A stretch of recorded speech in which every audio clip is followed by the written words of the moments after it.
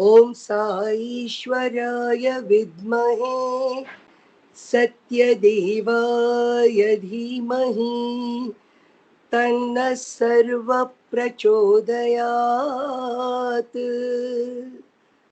ॐ साईश्वराय विद्महे सत्यदेवाय धीमहि तन्नः सर्वः प्रचोदयात्। ॐ साईश्वराय विद्महे सत्यदेवाय धीमहि तन्नः सर्वः प्रचोदयात्। ॐ शान्ति शान्ति शान्तिः। Sairam.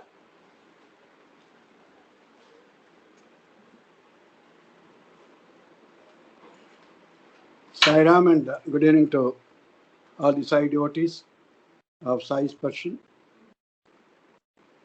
It has been a good satsang program, and this is a 34th edition, and that means 34th week of Swami having been continuously blessing us, giving us great opportunity of listening to Swami's Leelas, Swami's teachings and Upadeshas, and that is really we should count on the infinite mercy of Swami for having given this opportunity to all of us Sai devotees.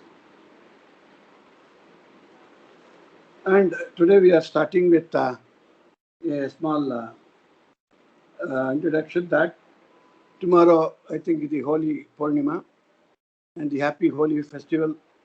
Greetings to all the Swami devotees and all other people in the country, because Holi has been one of the very common festival enjoyed by the youth and the other members of society as a kind of a community, kind of rejoicement.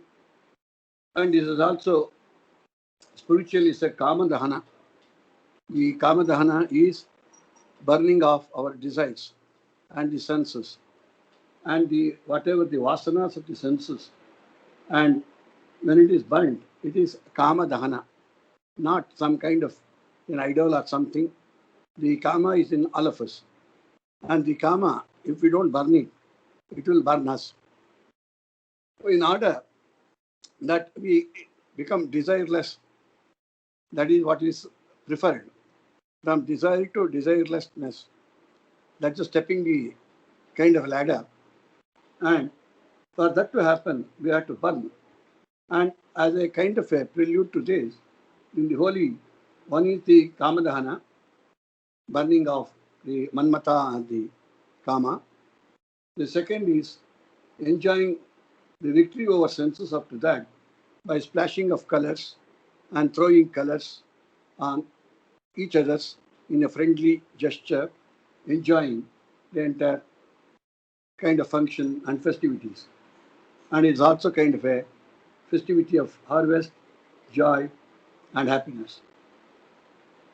And with this kind of introduction for tomorrow, that happy Holi to all the Swami's devotees and all other people in the country.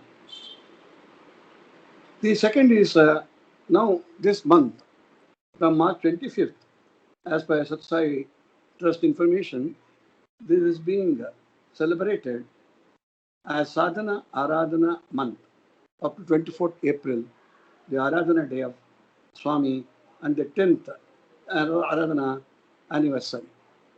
And very fittingly, the Satsai Trust has asked each of us, all the devotees in the entire world, to participate and co-join in this Aradhana movement. Because let us understand a little bit of what is sadhana, what is Aradhana. The sadhana leads to Aradhana. First, we have to do a sadhana. So what is sadhana?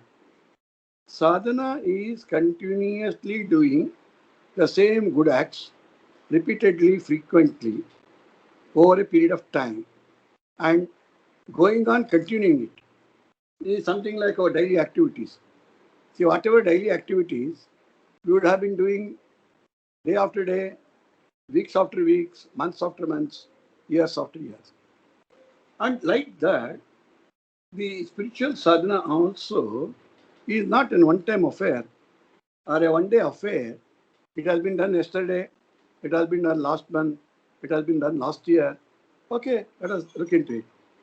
Instead of that, our everyday springing forth the showers of the sunlight, it should also shower on us a mind of spiritual sadhana. It should become a imbued thing and intrinsic going into our veins. And nobody need ask you to do a sadhana. You should be propelled, what we call self-propelled, to do the sadhana on our own. And there is nothing like a limitation. How much, when, where, it can be anywhere, anytime, any amount of the time that you are able to spend amongst your daily routines, office work, housework, so many kind of our activities, without affecting any of them, to make all those routine activities more effective. It doesn't affect, but it makes them more effective, more productive. This is the sadhana, and the sadhana done perpetually for a longer period becomes aradhana. Aradhana is kind of a glorification, some kind of singing the glory of the Lord, singing the beauty of the form and the formless God, Sai, and various avatars of Swami, and the various names of Swami known by various deities. And Aradhana is a kind of a, you are almost putting yourselves, forgetting our body and the mind consciousness, entire thing, it sublimated into a deeper devotion. A kind of a wider perspective is you forget yourselves when we do the Aradhana of the God. Aradhana becomes a Mahotsava, Maha Utsava. The Utsava sometimes is a procession. It's put in the chariot, the Rathotsava. Then it becomes a Ratha is really the body. The body of the person is itself a Ratha. And the charioteer is Sri Swami Sai Krishna. And when he is the charioteer and the body is the chariot, and the Rathotsava is celebrated by the Jivi to Paramatma and by the Paramatma to Jivi, for both adorning each other. It is the Aradhana of the God, of the devotees, and of the devotees, of the God. And from the devotees to the God, from God to the devotees. It's a kind of that reciprocal, an umbilical cord which cannot be broken. And it's a kind of an unconnected spiritual kind of connection. Like the mother and the child are connected by an umbilical cord, genetically and biologically, similarly, the spiritual sadhana and the aradhana is that umbilical cord, the spiritual one, connecting the devotee to God. And in this process, that sadhana, aradhana month, very good. And we have seen very good some kind of titles, some kind of quotes coming every day, courtesy Satyasai Trust, and through our good volunteers, Vinod, Praveen, Rohininath, and a couple of others. Now, all these quotes, it does come in the WhatsApp and coming from the courtesy of some very good kind of teachings, selections from Swami's Upadeshas, Swami's discourses. That's so plenty. Because all these things are such, they are bountiful, they are infinite. What all we could have a opportunity, a glimpse of some of these teachings of Swami, and particularly during this Aradhanaman, kind of emphasis is being given to highlight on this. That's why I thought of just touching on this aspect to be a reminder for all of us until the 24th of April, the day of Swami's 10th Aradhana anniversary. And let us pray God, because again, in order to do anything, one spiritual sadhana, it just cannot happen by itself. It requires years of penance by the tapasvis and the sages in the past to even being able to think of God. Thinking of God is not an easy act. Although once you start doing it, it becomes very easy, like breathing. Every second, our breathing, soham, soham, soham. And it goes on reminding us that Swami is sitting in us. Swami is saying, so aham, soham, soham, that God dwells in our heart. It is to remind us that every moment that we are alive, we can only announce that we are alive this moment only because of the blessings of Swami, not otherwise. The fittest man, the strongest man, and the topmost influential man is there only for that particular second. And he may not be there because of his so-called prowess, unless it has got the blessings of Swami.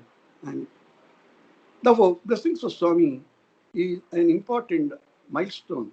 And that's why it is sadhana aradhana of celebrating this great opportunity blessed to us by Swami, by maybe, may not be our own punyas, the punyas of our forefathers, the punyas done by some others, and all that kind of conjunctively being given to us.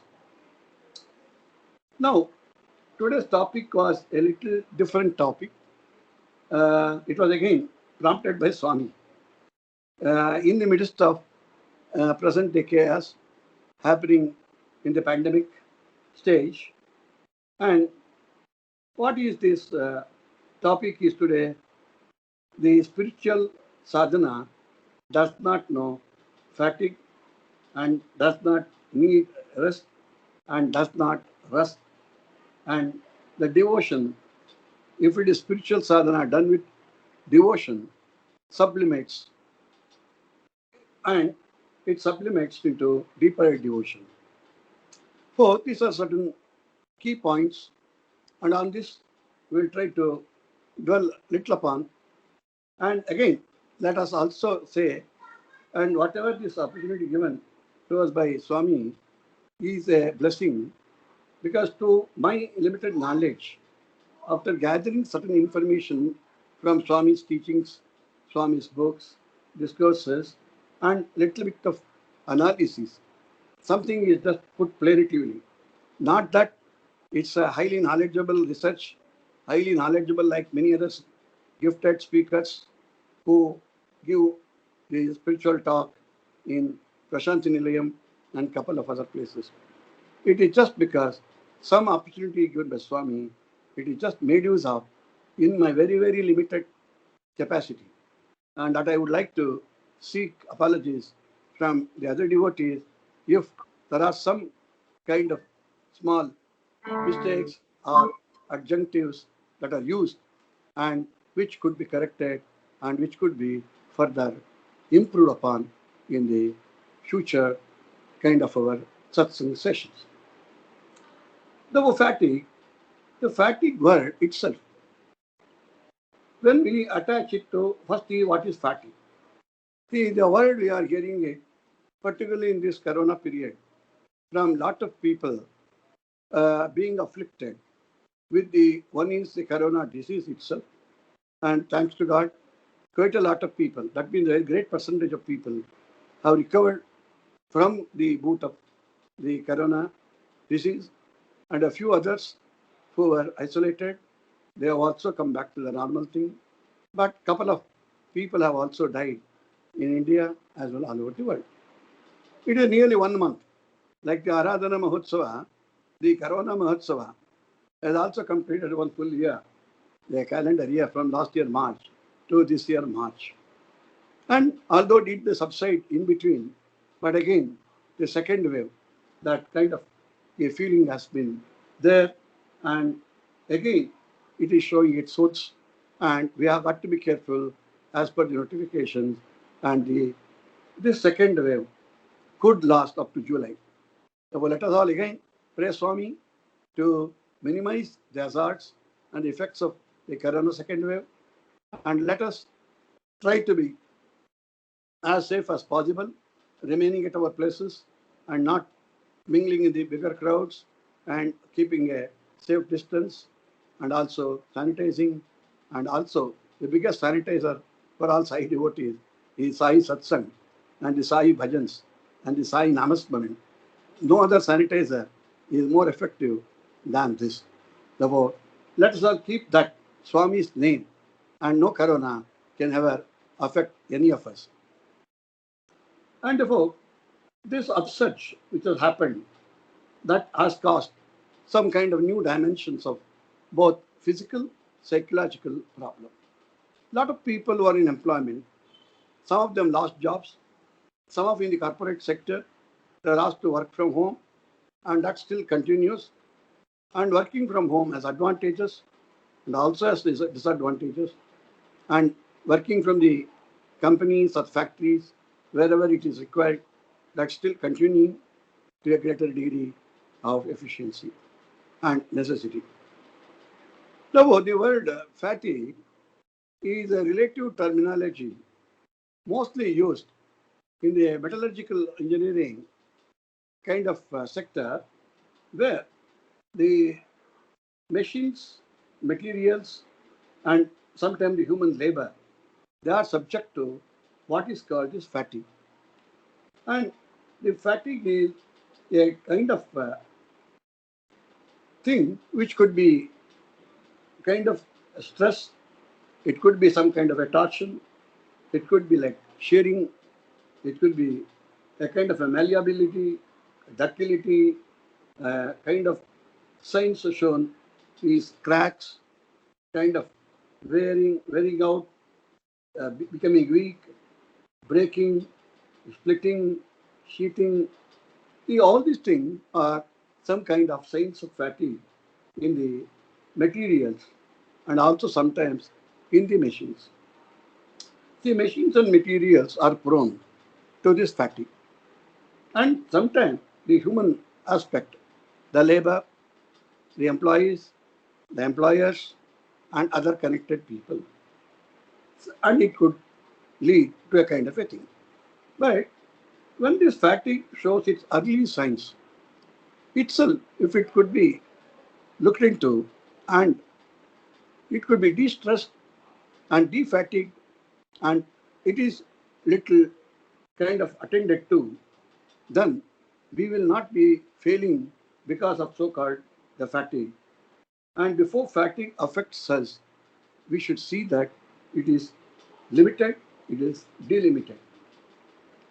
And these fatigue effects could be sometimes long time, and it could be continuous. And this why fatigue? See, the why fatigue could be due to long time continuous hard and wrong use and without the necessary precautions. And sometimes if the fatigue happens, it can burst from limits, it can burst into seams, and the seams and the weld joints, the buttresses, etc. And when this fatigue affects, it does a lot of damage. And the entire process of the machining, the machine work, the material things could get affected, including the laborers' efforts.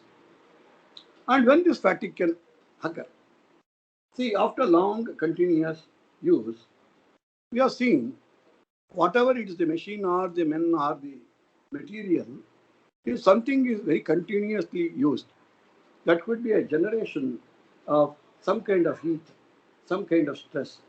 And therefore, after long continuous use, and where can fatigue occur? At the point of contact of this more pressure or heavy stress and the load bearing.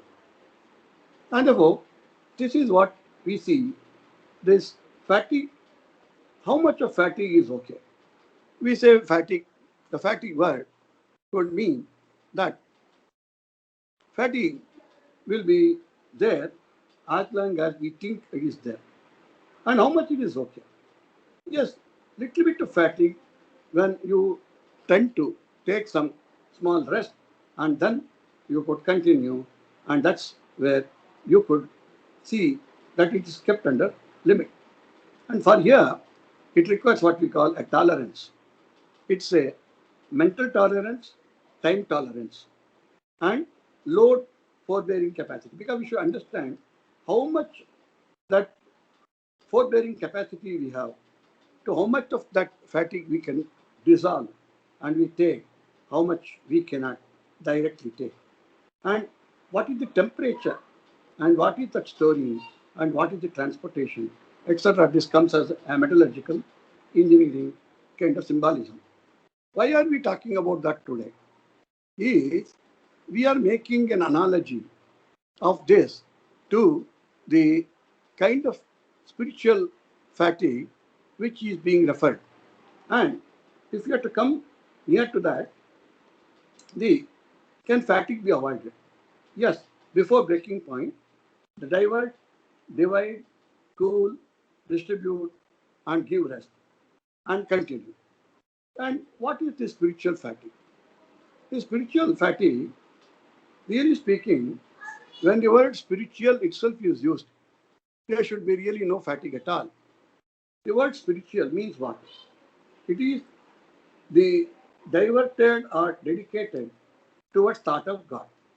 Spiritual is the spirit of God. Anything dedicated towards the thought of God is spiritual. And talking about God, thought of God is Leelas and Bhajans. And worship of the spirits of gods. This is the spiritual.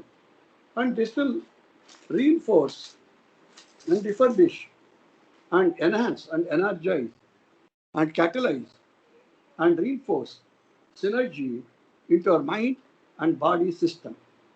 Therefore, if the word spiritual is used in the spiritual sadhana, that's why when anything is a spiritual act done with a complete faith, trust, and devotion to God, then the spiritual prefix, this thing entangles. Then when we use the word spiritual, the spiritual sadhana, when this prefix we use spiritual, this entangles any affixes like fatigue, rest, rust. And today, that is the topic that we are talking about. When we are saying it's a spiritual sadhana, how can anything like a fatigue, kind of rest or rust, none of these factors could certainly disenable the spiritual sadhana and should not. The catch is, are we really spiritual? How much are we? Are our acts completely spiritual, or only just a mechanical pretension, or is it a reflexive? Is it a timetabled program?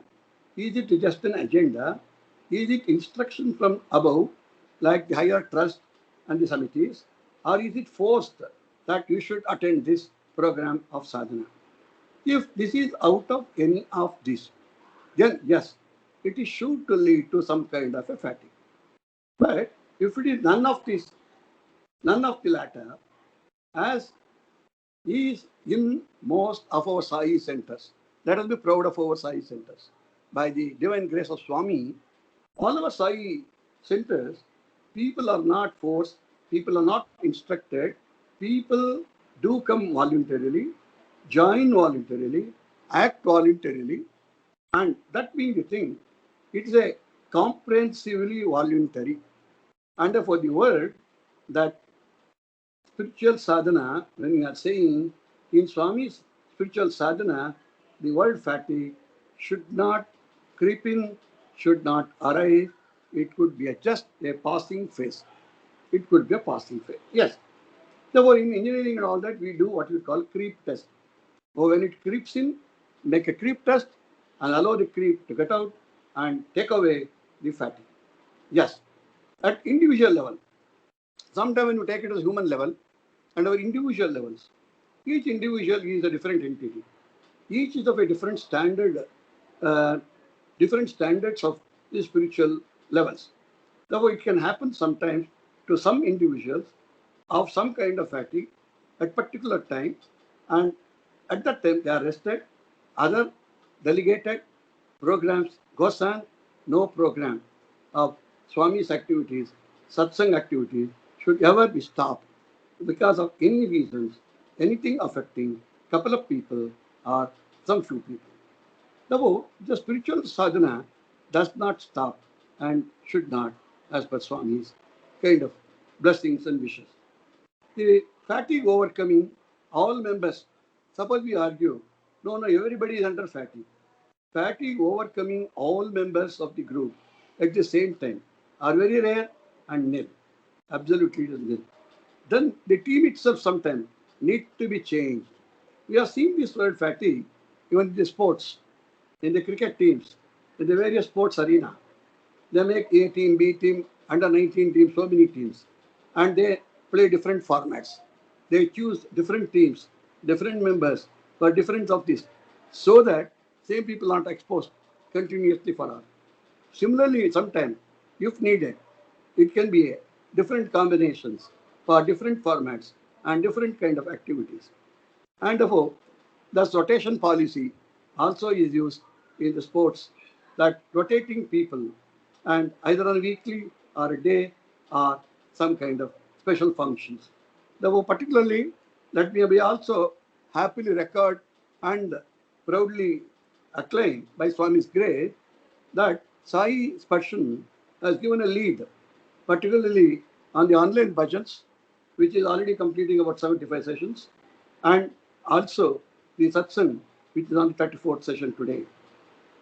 This is just not, let us take it as some kind of an act by somebody, some planners. It is purely the divine grace of Swami which has made it possible, because Swami wants each of us to continuously engage in this, not disengage. Therefore, maybe we can follow either rotation policy, therefore bhajans, and also various lead singers taking different responsibility, as is being done now already on different days and different weeks. And therefore, this Swami's prompting has been that whatever Sai Sparshan has been doing is a great experiment and a great kind of deliberations and achievement. Therefore, this is possible only because of Swami's bountiful grace. And whenever Swami's grace comes, so-called even if we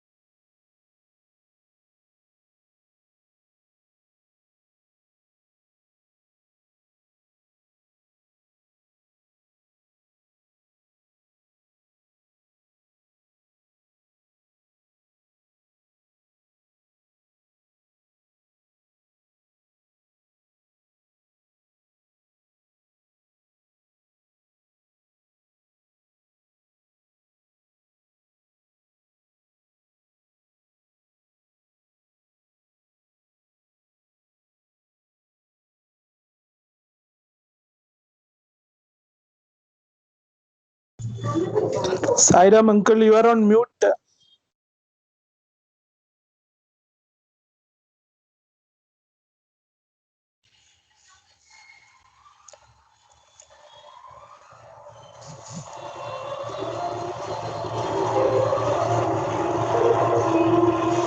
now it's okay. Yes. Yes, sir. Now it's okay. Yeah, sorry, I think my son just touched or something. Okay. Yeah, okay. No problem. I'll continue because when Swami's this thing is going on, many a time what happens physically we don't know what we will be touching otherwise by without knowledge, and it adds the possible with Swami's grace, and it adds what we call the spiritual vigor, enthusiasm, confidence, and then it gets regrouping. So let us not get are driven away by something which is not that kind of a pleasant thing happening 1 or 2, 3 weeks back. See, sometimes this happens to again a test as to whether we continue or whether we run away, whether we disorient. So instead of disorienting, let us reorient, regroup. And hence, whatever this title we said, no fatigue, no rest, no resting.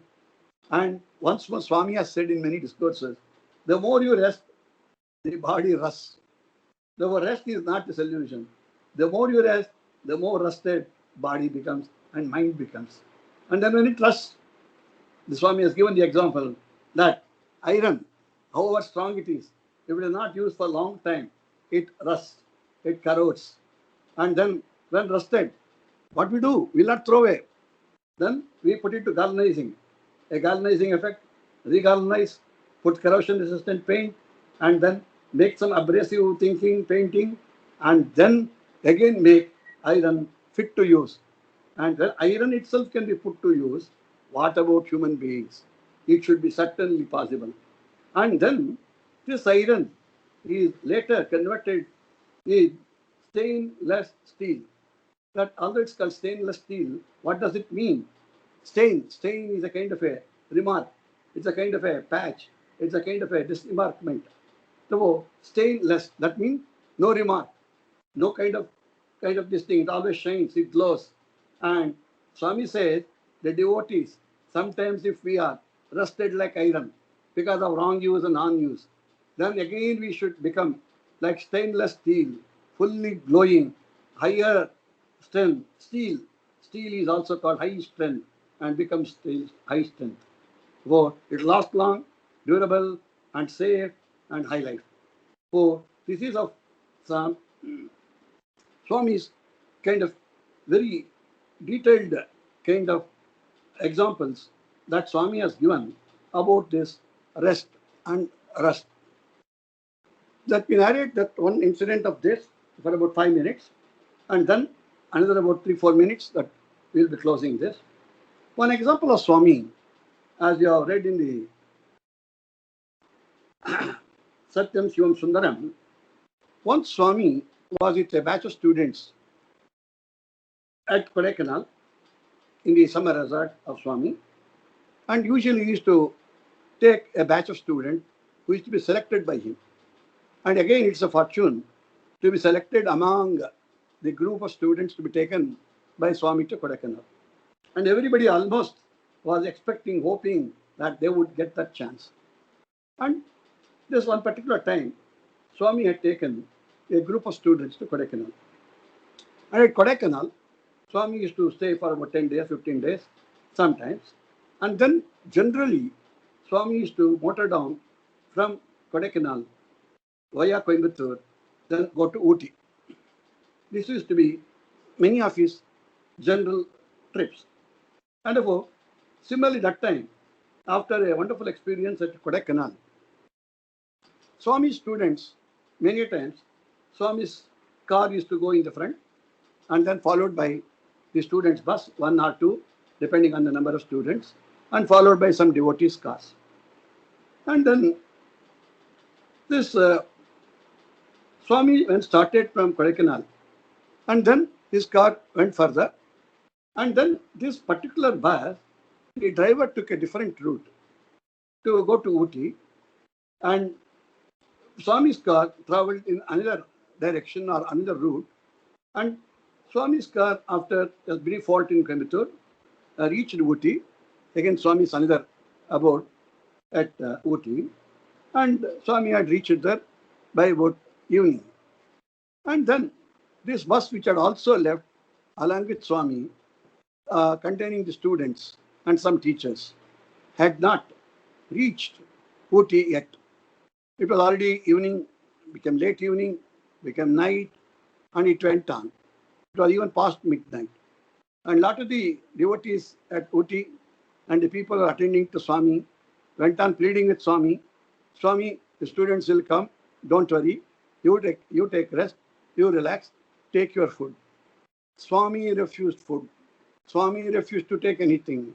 He was just like sometimes the father or the mother in the house waiting for the children. Swami went on, standing near the entrance of the Uti ashram and waiting for the bus to come, as if he doesn't know what had happened. It had so happened, the bus which had left from Kodaikanal, containing the students, he changed a little route differently, and in that route, in one of the places, the bus had a kind of repair, and it had to be slowed down and rather stopped for a couple of hours. And that was also again a miracle. It had stopped somewhere in the forest area, and then some spare parts was required for the bus, and that spare parts was not available in the nearby workshops. And by Swami's grace again, it so happened the bus driver could go and get some parts required and got it repaired in a couple of hours. And again, they started and could reach ultimately the Uti ashram somewhere late in the night after 12 o'clock midnight. And they were expecting, that means the students and a few teachers, that Swami would not be waiting. Swami's car already since would have reached early. Swami would be taking rest. Let us not disturb Swami. Let us all go. We will not take food. While taking food, we may make noise and it may disturb Swami. They didn't want to do it. They all thought they will silently creep in and they will sleep without food. But Swami has already made inquiries and sent some people, knowing where actually these people are coming. Some food and other things already been sent by evening, and some food they already taken. Even then, Swami was not happy. Swami was just waiting and waiting, and Swami did not take anything. And then after the bus came, Swami was there at the entrance at the Uti ashram to receive these students on his own self. You are not happy with somebody else receiving. You are the perfect host. The God as the host. What else can we say? It has to be experienced. And Swami was waiting until all the students came. He literally welcomed each student. Immediately had told the people, the food catering people inside, that the moment they come, let them not even go to their room or their places. And in the dining table, immediately let them be served. And they all similarly went to the dining table, and a good preparation had been done. And until each one of the students were fed, and then they ate properly and satisfactorily, Swami did not move from the dining table. Although Swami ate very little, he was inquiring personally, now, are you okay? Were you very tired? And the bus got delayed. And then your sleep today is going to be less. Tomorrow morning, don't get up early. No kind of suprabhatam, get up late. And I don't mean that you should come up early for the morning session. Let it, you come little late. Therefore, why this particular thing is Swami never rests. And Swami at that time said, when some people are inquiring, Swami, please rest, please rest. He says, first of all, God does not rest. If God rests, the world will go into dogs. The world will not be alive. God never rests, Swami never rests. Similarly, he says, when my own students, my own property, students are his properties, he used to say, proper ties. Now, when they are still hungry, they are not at reach, they are tired, how can I go and relax? And therefore, at that time, Swami said, no rest for Swami. If you rest, I will rest. And it applied to all of us also. No rest in spiritual activities.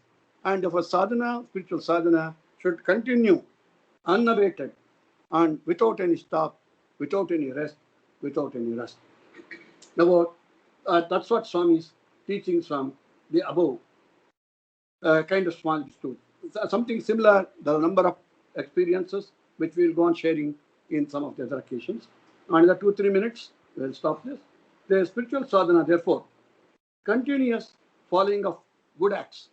The good acts, let us not even record it. We have done so many good acts yesterday. But today, it doesn't mind. We don't have to do. No. No kind of such records of numbers. Let it go on without any even counting. And it should be going on like our daily breakfast, lunch, dinner, breathing, soham. part of your daily activities. And in the part of daily activities, then yesterday we have prayed. Means today we did not have to pray? No. Yesterday you prayed, for yesterday you are looked after. Today you have to pray in order that you are charged for today. Prayer is a continuous thing.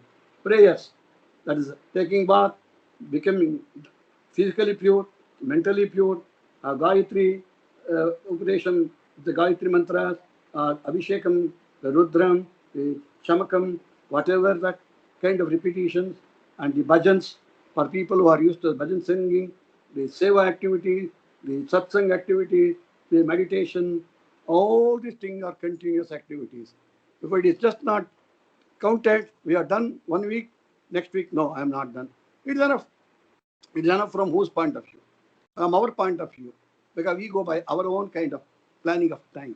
Swami says, see the punya you want, because all our kind of expectation from Swami, we want so many things, in spite of desirelessness, so called. And Swami says, if you want some of these to happen, although Swami grants you not what you want, but what you lack, even that to happen, you have to acquire the punya by all your satsang and seva activities. And therefore, one or two the shlokas that morning Swami has said how we can start the morning with a prayer of Swami. Then instead of immediately rushing out after you get up from the bed, instead of immediately going away, turn to your right, see some God's photo, Swami's photo. Then you say, holding both hands, Karagre Vasate Lakshmi, Karamadhye Saraswati, Karamule Stite Gauri, Prabhatam, Prabhate Karadarshanam. Like seeing our both hands, he says all the gods are inside our two palms. And see your palms like you see mirror, and then you think of God with this shlokam. Then another shlokam Swami has told, Mulato Brahma Rupaya, Madhyato Vishnu Rupine, Agrata Shiva Rupaya, Ruksha Rajayate Namaha. This Ashwata Ruksha or the Shami Ruksha, the Vata Ruksha, on which tree always all the gods reside. They were praying that, and then saying some few Sai Gayatri, Sai Ishwaraya Vidmahe, Satyadevaya Dhimahi, Tanna Sarva Prachodya, and then Samasta Loko Sukhino Bhavantu, saying that 3 times you start your day. And then go through whatever regular practices, and then depending upon your scope of work, nature of work, attend to your work. Work should not come in the way. You should not stop the work because of sadhana or spiritual activity. Spiritual activities will continue, and your work itself will become a sadhana. For whatever you have got time, even during your office, even during whichever place you are touring, traveling, even then, this mental prayer, you don't need any particular time or place, including during work, study, and even for just a few minutes, spare your time and think of God. For Aradhana is a daily worship of Lord Sai. Their mental prayers, the body acts, joyous of participation in Swami's functions, discourses, deliberations at Prashanti Nilayam. Presently, some of these activities are still going on, although Swami's physical presence is not there. And then both participating in that whenever possible and thinking of Swami's previous kind of functions where Swami was physically being present, and even those videos and even all those things, when we go on ruminating on his form, on his name, the Leelas, again and again and again. This again and again can be repeated several times. Now, why? Because we say, why once again is not else. Again and again and again. Swami goes on saying, Anusmarana, Nityasmarana, Anusmarana. For Shri Baba also, there's emphasis on this. Going on doing it as many times that as you can. And meditating on and chanting Vishnu Sahasranama, Bhagavad Gita, the Bhagavata Purana, chanting the Parayanas, the Ramayana, the Sundarakanda, Devi Bhagavatam, Satyam Shivam Sundaram, Satyam Sat Sai speaks, and all these things during this Aradhana month. Again, coming back to the Aradhana month, let us dwell little more emphatically on this during this opportunity given to us during this Aradhana month by Sat Sai Trust, and let us try to deserve to be a Sai devotee, because we can't claim that title. Swami has to give that. Let us try to deserve that, and it should become our full, not just an ordinary part-time thing, our lifetime activity. With this, we are closing today's satsang session. Jai Sai Ram. And there will be bhajan now, and bhajan will follow afterwards. Om Shanti, Shanti, Shanti. Sai Ram.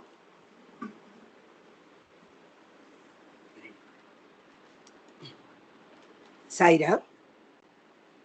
Antarang Sai, Anath Nath Sai. Antarang Sai, Anath Nath Sai. Deenabandhu Sai, Karuna Sindhu Sai. Deenabandhu Sai, Karuna Sindhu Sai. Antarang Sai, Anath Nath Sai. Rama Krishna Shiva Shakti, Prema Rupa Sai. Rama Krishna Shiva Shakti, Prema Rupa Sai. Yuga Avatar Baba Shri Satya Sai. Yuga Avatar Baba Shri Satya Sai. Antarang Sai, Anath Nath Sai. Saira. So Sai Ram to all of you, and thanks very much for all this participation. And as Swami has prompted this talk and this message, which was given for the all-round participation of all the devotees, let us go strong and let us build up, let us continue. Sai Ram to all of you. Sai Ram, sir. Sai Ram. Sai Ram. Sai Ram. Sai Ram.